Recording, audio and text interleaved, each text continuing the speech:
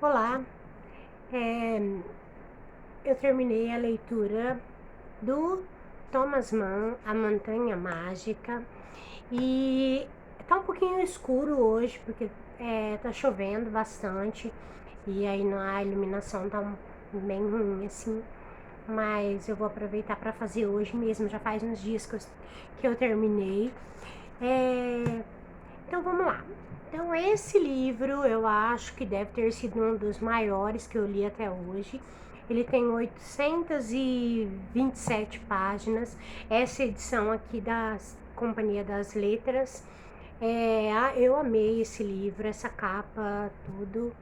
E eu fiquei namorando bastante tempo, eu demorei bastante para comprar esse livro, porque ele tava bem caro assim, né? E eu fiquei enrolando. Também eu demorei porque eu sabia que seria uma empreitada bem longa, né? Bem grande, né? É, eu deixei para começar a ler quando eu estivesse nas férias, mas nós estamos numa pandemia, então na verdade nós tivemos uma semana de folga, assim, de não fazer postagem apenas. É, eu comecei a ler esse livro no dia 10 de julho, né? Foi exatamente quando a gente teve uma pausa assim no trabalho, dia 10 de julho. Aí eu terminei no dia 13 de agosto. Então eu demorei 30 e poucos dias e foi bem dentro do esperado, porque são muitas páginas, né? E mesmo eu tendo uma semana de folga, eu não consegui assim agilizar tanto a leitura. Mas vamos lá, eu vou comentar um pouquinho sobre por que eu escolhi esse livro. Na verdade, eu já li alguma coisa do Thomas Mann. Eu acho que A Morte em Veneza, se eu não me engano, tem aqui no canal. Mas eu acho que é só também. O Thomas Mann, ele tem uma produção enorme. Ele tem um livro que inclusive é muito famoso também, que é os Bradenbrooks e agora. É alguma coisa assim. E esse é o eu cheguei ao Thomas Mann porque eu gosto muito de ler os vencedores do Prêmio Nobel. Ele ganhou o Prêmio Nobel em 1929 e ele tem assim uma vasta produção. Eu fiz várias pesquisei, eu sempre pesquiso assim sobre o que eu tô lendo, então eu vou comentar algumas coisas. O Thomas Mann, ele é filho de uma brasileira, uma coisa que eu não sabia. A mãe dele era brasileira e é, só uma curiosidade, assim, né, sobre a vida dele. E esse livro, especificamente, então, A Montanha Mágica, ele começou a escrever em 1807, pera lá, em 1912 ele começou a escrever, então foi pouco antes da Primeira Guerra Mundial, né? A Primeira Guerra Mundial começou em 1914, ele começou e depois ele parou. E ele voltou muito tempo depois da guerra, que ele foi voltar a terminar esse livro. Então, esse livro ele vai ser assim um fruto dessas inquietações, né? Porque tanto pré-guerra como depois pós-guerra. E o que vai acontecer aqui? Então, essa história que ele conta, ela vai estar toda perpassada por essas ideias, por essa mentalidade, por essas ideias que fervilhavam nesse momento histórico, né? É, um, Essa história, ela se passa em um sanatório, né? Que a gente conhece a palavra sanatório, mas na verdade a gente tem, pelo menos quando eu era criança, né? Falava sanatório era quando era lugar em que ficavam as pessoas loucas, né? Mas na verdade, então o sanatório aqui era um lugar que era para as pessoas que tinham tuberculose. Então a tuberculose foi uma doença que ela matou, né, muitas pessoas, e principalmente, né, nessa época que ela não tinha cura, né? A cura dela era bem difícil. E a mulher dele, ela se internou em uma clínica em Davos, na Suíça. E foi daí que surgiu essa ideia dele, né, de escrever então uma história que se passa em um sanatório. O sanatório, ele Esse sanatório fictício que ele conta aqui chama Sanatório Internacional de Berghoff e fica nas montanhas, né, na Suíça, em Davos. Então, por isso, a Montanha Mágica. Não, esse livro ele tem muita coisa, muitos pontos, ele deve ter muitos estudos sobre ele, bem aprofundados. Então, como eu sempre falo, não é a minha intenção. A minha intenção é só passar mesmo as minhas impressões sobre ele. Mas, bom, então vamos lá. Esse livro aqui, ele é um romance de formação. Aí eu tinha uma vaga ideia assim do que era romance de formação, tanto que eu tô lendo a tetralogia da Helena Ferrante, daí depois com isso também eu fui descobrir que era romance de formação, tentar me aprofundar um pouquinho. Então, o romance de formação é um romance cujo personagem ele passa por uma transformação, né? Ele começa contando uma história dele, o tempo vai passando e ele vai passando por uma transformação. Então, isso que vai acontecer aqui com o personagem da Montanha Mágica, que se chama Hans Castorp.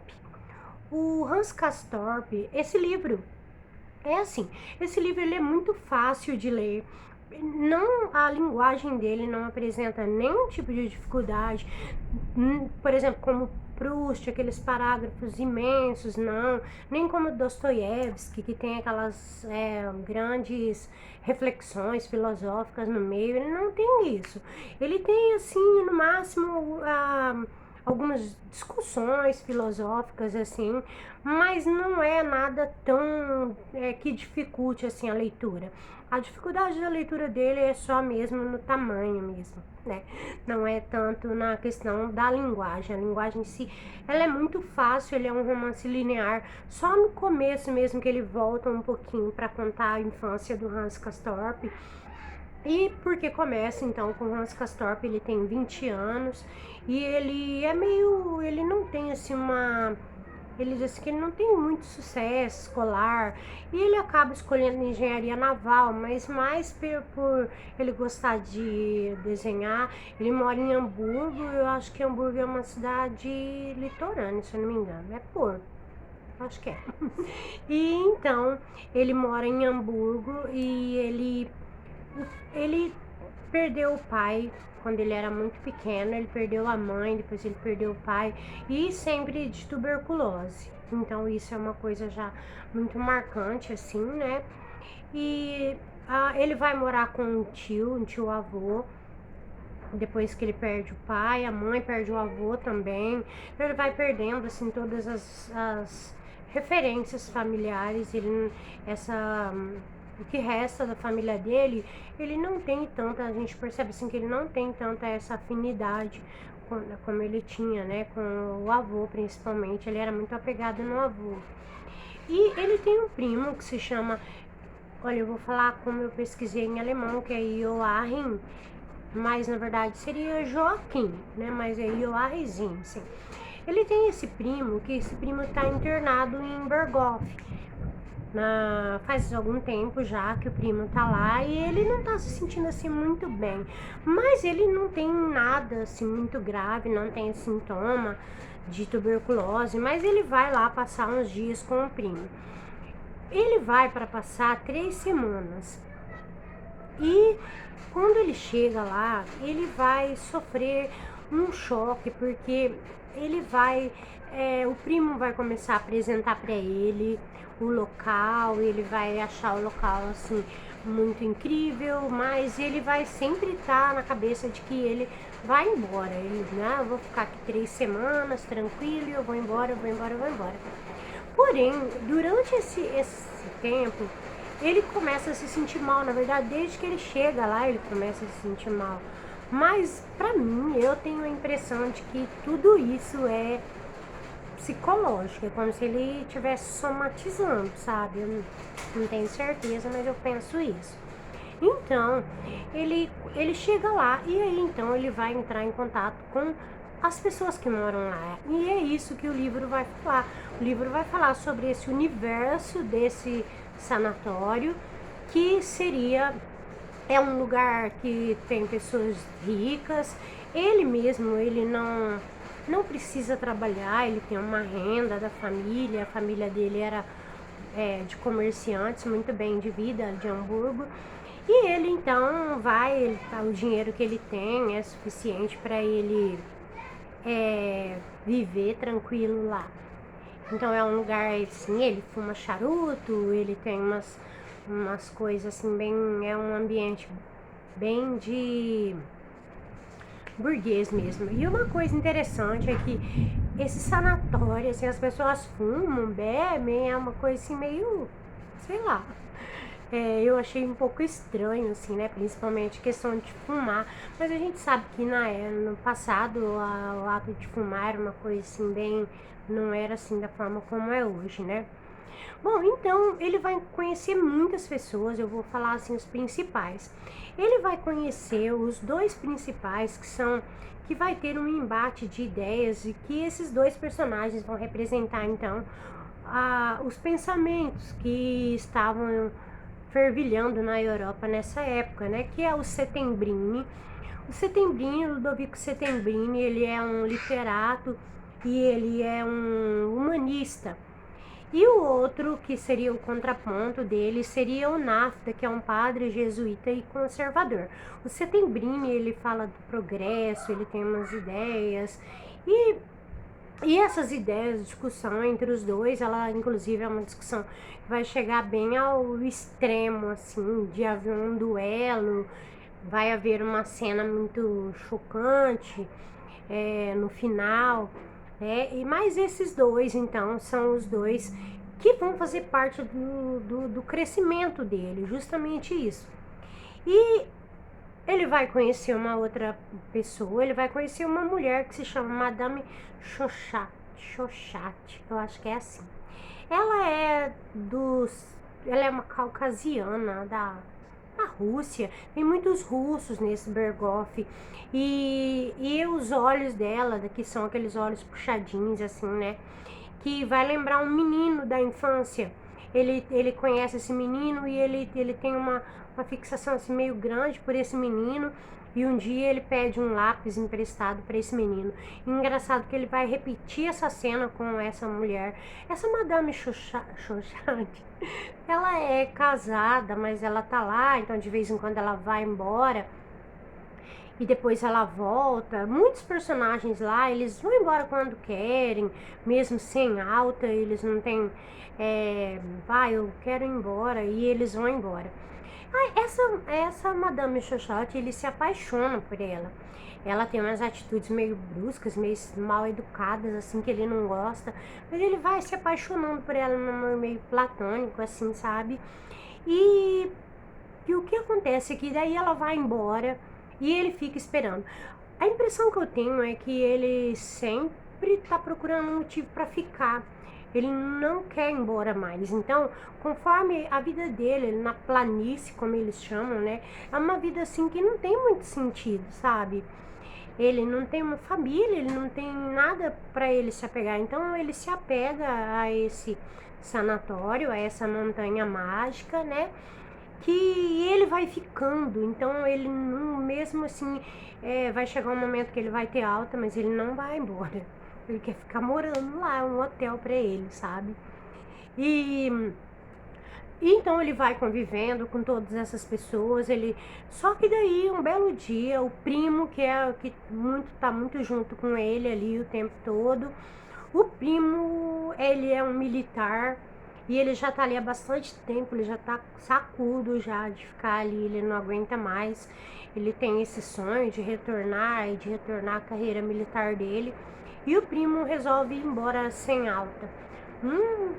Sim, todo mundo dizendo que não deveria ir, mas ele bate o pé e ele vai, ele até realiza os sonhos dele, porém, né, ele tem uma piora muito grande. Um dia ele volta e o Hans Castorp tá lá ainda, e ele retorna e o primo morre. Então uma coisa assim pra mim, um livro meio que ficou meio triste, assim, sabe? Depois que o primo dele morreu e ele vai ficando lá, mas como se o livro assim tivesse um pouco perdido a graça pra mim depois que o primo dele morreu, sabe? Aí, com o passo do tempo, a Madame Xoxalt, eu vou falar o nome muito errado toda vez.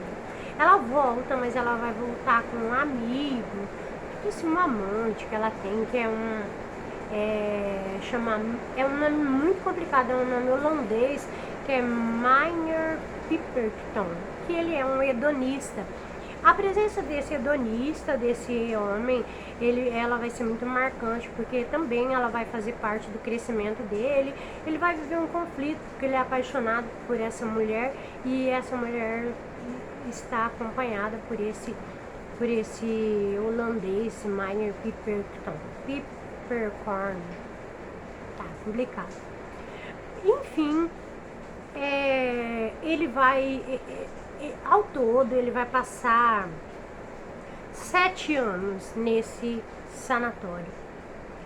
7 anos, pensem bem, então uma parte enorme da juventude dele que ele vai ficar lá. E nunca ele teve uma doença assim muito grave, sabe? Ele tinha febre, ele sentia febre, os exames do pulmão dele davam um pouco alterados, mas não era nada assim tão grave, sabe? Mas ele acabou ficando lá durante 7 anos. Então, esses 7 anos também bastante emblemático, né? Assim, o número 7. E ele fica lá até que um dia, né, quando acontece estoura a guerra, então, e aí ele resolve descer para a planície e ele vai se tornar um soldado. O livro termina com ele num combate, numa guerra. E então, durante esses 7 anos que ele viveu nessa montanha mágica, foi o ano que permitiu esse aprendizado para ele em todas as áreas, né? Ele teve um aprendizado muito grande, uma convivência muito grande com pessoas diferentes do mundo todo. Ele conheceu muita gente e, bom, então é isso. Eu adorei esse livro. Eu fui um pouco com um pé atrás pelo tamanho. Achei que talvez eu não fosse gostar. Um amigo comentou que ele seria um livro bem arrastado. Eu não achei isso de forma nenhuma. Eu achei um livro muito, muito empolgante. Eu gostei demais desse livro. Eu não sei, ele foi um livro que me tocou. Eu não sei se é porque eu gosto de caminhada, eu gosto da natureza, eu sou fascinado por essa coisa de montanha, sabe? E então eu acho que foi um pouco isso. A descrição, o poder de descrição dele é muito grande. Então esse contato assim, a gente vai percebendo a mudança das estações, ele vai passando inverno, verão, né? A neve que está presente ali é na Suíça, né? Nas montanhas da Suíça. Então, assim, para mim ele foi um livro que me marcou muito nessa parte, sabe? Dessa questão da montanha. E achei um livro belíssimo. Eu creio assim que né, todo mundo deveria ler, porque realmente é um livro bastante assim transformador e não à toa um puta clássico assim da literatura mundial, certo? Então foram essas as minhas impressões sobre esse belíssimo livro do Thomas Mann, A Montanha Mágica. Ok? Até mais!